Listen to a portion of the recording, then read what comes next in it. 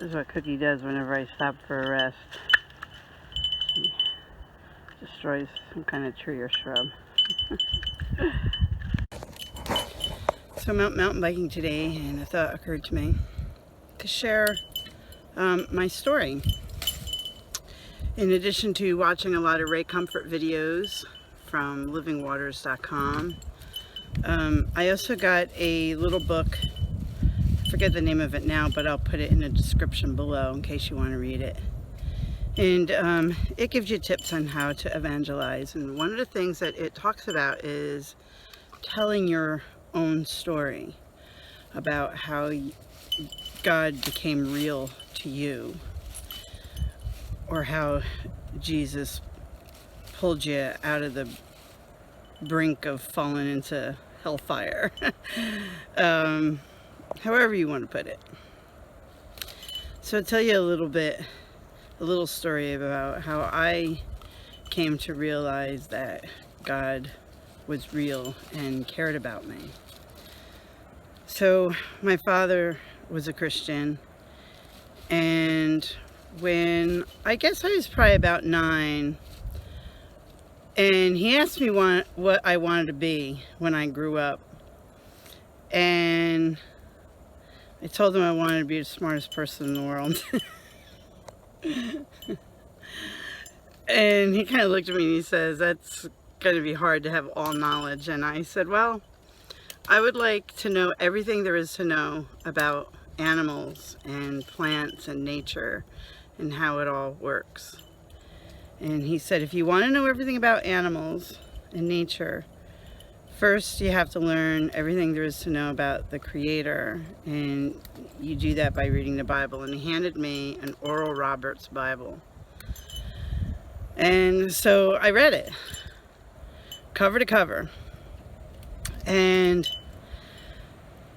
that coming Christmas, we lived in Pennsylvania. We usually would get a lot of snow every winter, but that one particular winter, there was no snow. It was really cold, and we'd had a few ice storms, but no, and maybe some light flurries, but no snow.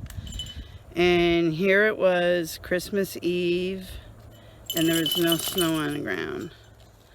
And I prayed and I said, Lord, I read your Bible, and I believe you are real and that you love me. But I need help believing. I need proof. If you really do love me, it'll snow for Christmas.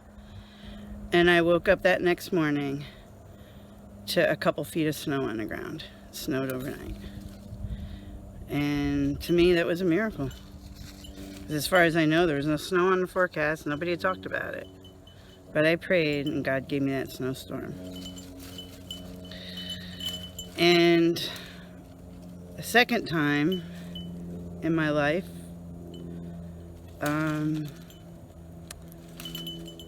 well, I really didn't pray for my husband, but he is certainly a gift from God.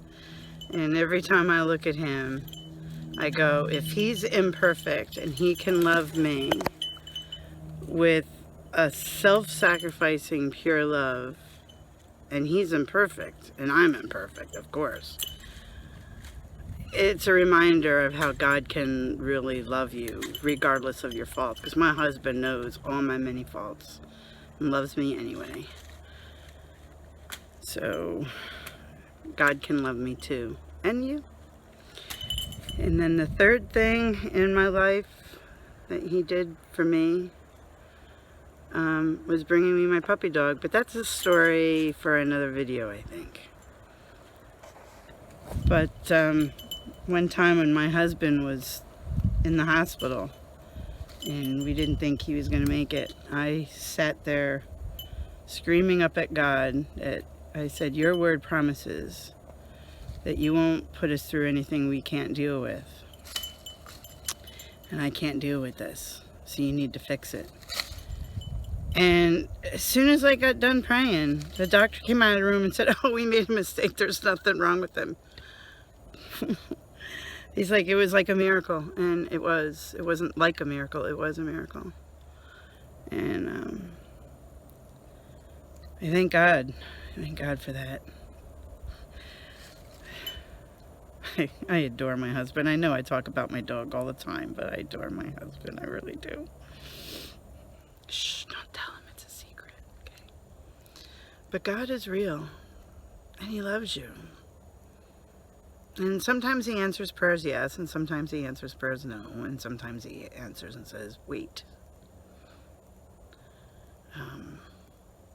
Because He's said no to a lot of my prayers, but those are a couple prayers that He answered and really drove home how He really does love us, and He really is real.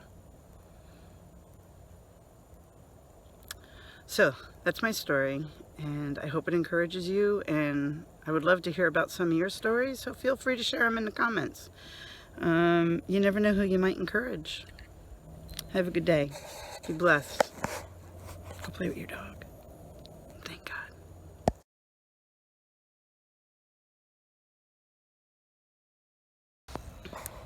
So I was driving along a road and saw a woman putting a kayak into the canal. And she looked like she was struggling a little bit, but she had this really cool contraption for lowering the kayak on and off the car and getting it into the water. And I thought, wow, that's really cool. So I stopped. I thought about stopping to talk to her, and when I passed, I felt like a little nudge in my spirit to turn around and go back and talk to her. So I did. So I stopped to talk to her, and I went up to her and just was like, wow, that's a really cool contraption. And she showed it to me. I told her how I love to canoe, but I've never bought one because I can't get it on top of my van by myself, so what's the sense? So whenever we want a canoe, we just rent one. And that's a dog telling me to throw the ball again.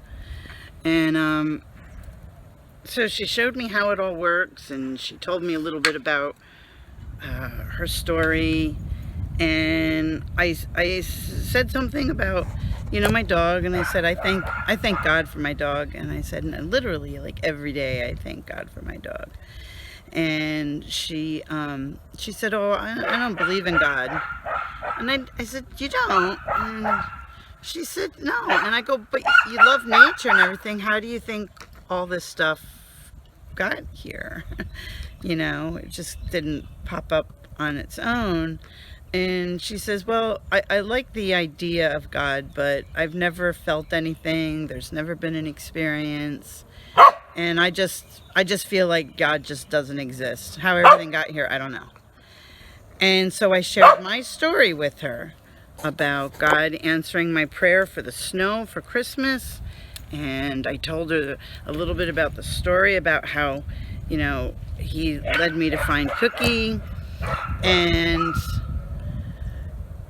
she, especially the snow story, because that's like, wow, right? And she looked at me and she was, wow, really? Like, it really happened that way? And I said, yeah, it really, really did happen that way. And she said, you know, thank you for sharing. I'm going to keep an open mind to God. And I said, thank you. And I asked her for her name. And I said, I'm going to be praying for you, that God will send people into your life that can help you, and you'll open up to your eyes to God. And she said, thank you. She says, I will keep an open mind and I will look for Him. And I thought, see what those people that wrote that little book are right.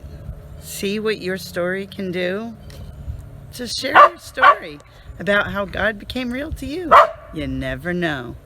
Sorry about the barking in the background. She can be rude sometimes. It's not my dog. It's my friend's dog.